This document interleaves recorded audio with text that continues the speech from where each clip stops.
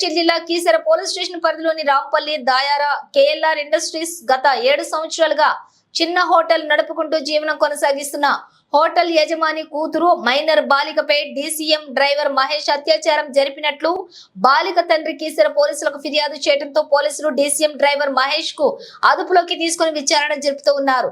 పూర్తి వివరాలు హైదరాబాద్ బహదూర్పురాకు చెందిన మహేష్ డీసీఎం డ్రైవర్ శుక్రవారం రాత్రి 1 గంటకు రాత్రి రాజేశ్వరిని మైనర్ బాలిక బాత్రూమ్ కి వెళ్లగా పసిగట్టిన మహేష్ నోరు నొక్కి తన డీసీఎం లో ఎక్కించుకుని అత్యాచారానికి పాల్పడ్డాడు.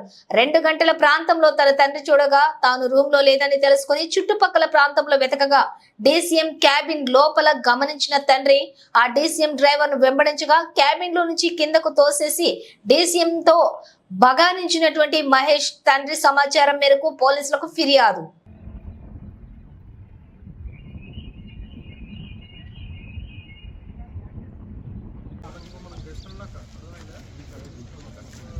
Gracias.